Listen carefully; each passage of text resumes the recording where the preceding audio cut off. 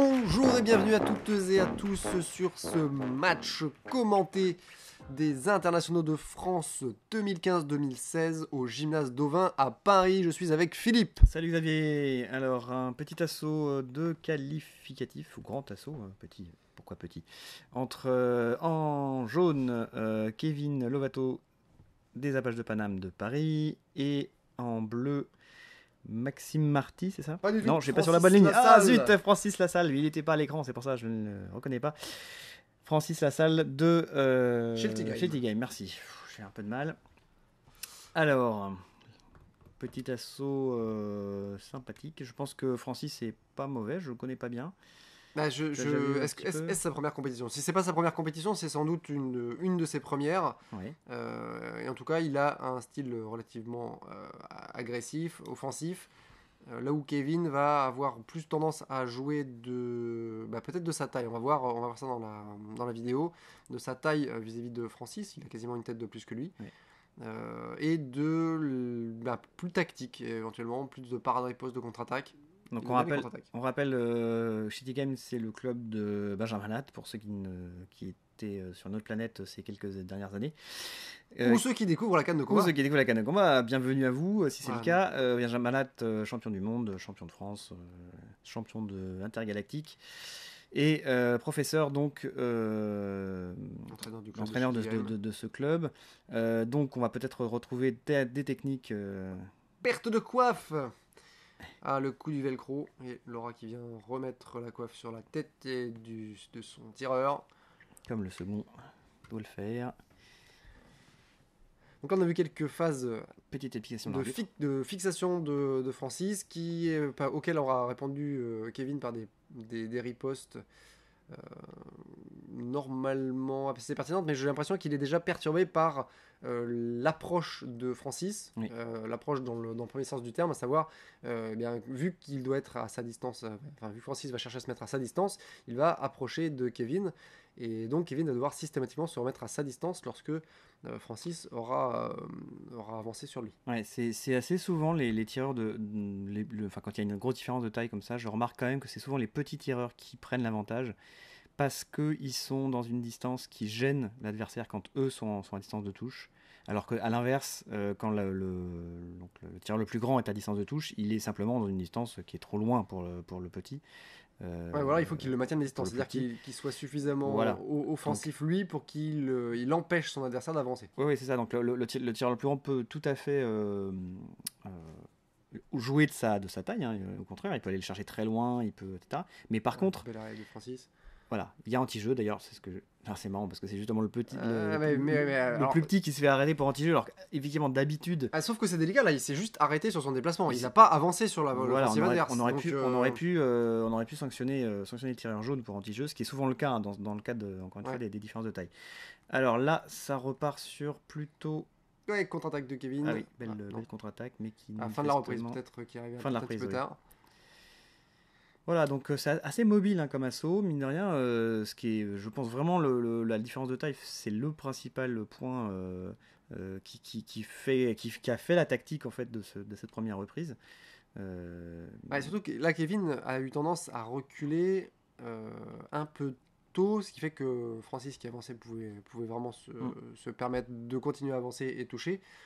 Et il faudrait en fait qu'il recule un tout petit peu plus tard, c'est-à-dire juste après la parade, et riposter en se remettant à distance, de façon à éviter que Francis puisse ensuite enchaîner et rester à sa distance à lui.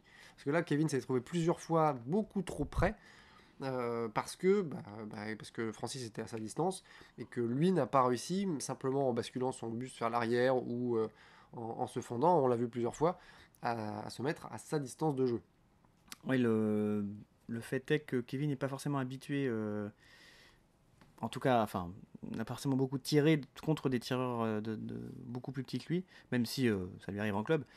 Mais il n'y a pas forcément des automatismes de compétition qui ressortent, comme on peut avoir quand on a beaucoup de compètes derrière nous, qui permettraient de se caler tout de suite sur un jeu de distance, justement. Et on voit qu'il a du mal, hein, que Francis donc tireur bleu est vraiment dans ses jambes systématiquement et qu'il a vraiment du mal à se remettre Ouais, pourtant, Kevin a une bonne mobilité, mais Ouais. il l'utilise pas forcément au bon moment. Ouais, Quand la absolument. parade riposte, il est au bon endroit. En fait, il faudrait Voilà. qu'il puisse faire une parade riposte et revenir reculer pour toucher en tête.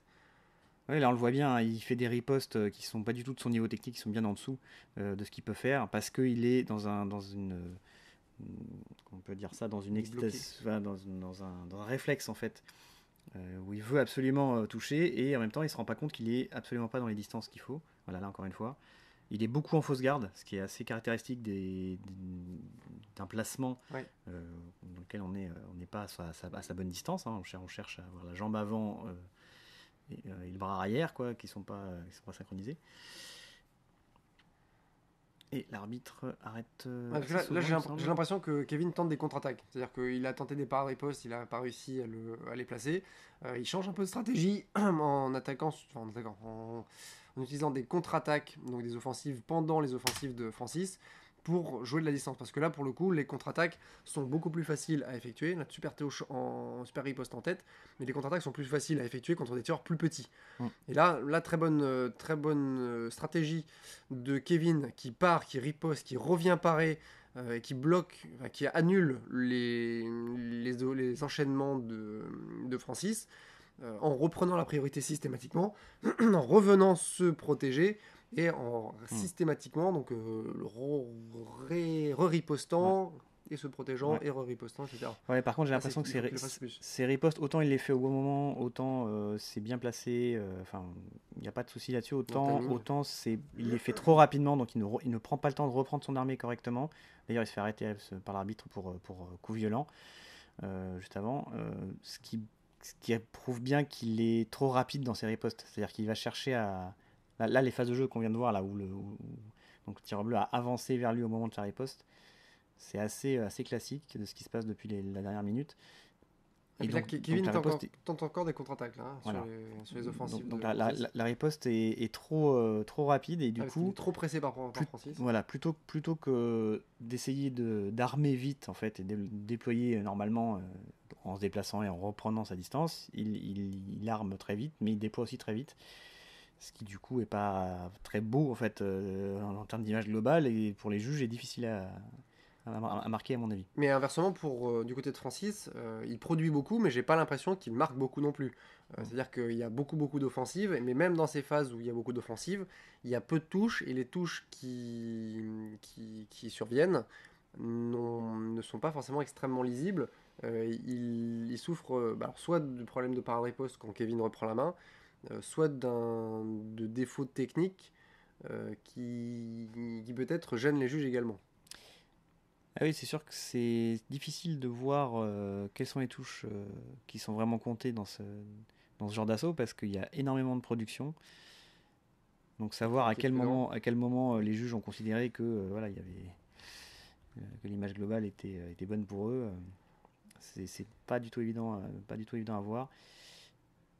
La phase de parade riposte et Kevin qui se déplace, donc essaie de rester à distance, qui du coup peut-être essaie de trouver ce qui lui a manqué dans les deux premières reprises, mais qui est toujours en garde inversée Oui, oui, et qui cherche cette distance, qui recule, qui est sur la pointe des pieds et qui a du mal encore hein, à se gérer. Mais je pense qu'il a compris. oui, Il il a a compris compris. ce qu'il Ouais, faut ouais. qu'il fasse, mais il faut qu'il arrive à le mettre en application. Et ça, c'est pas forcément le plus évident. Ça suffit pas de comprendre, il faut aussi puiser dans son bagage technique pour réussir à le mettre en place. Ouais, très clair. Et Ouais. donc là, encore un enchaînement. La parade riposte, donc très bien faite, qui était en tête, qui était peut-être à distance. Et là, une nouvelle qui n'était pas à distance du tout et qui était complètement en déséquilibre.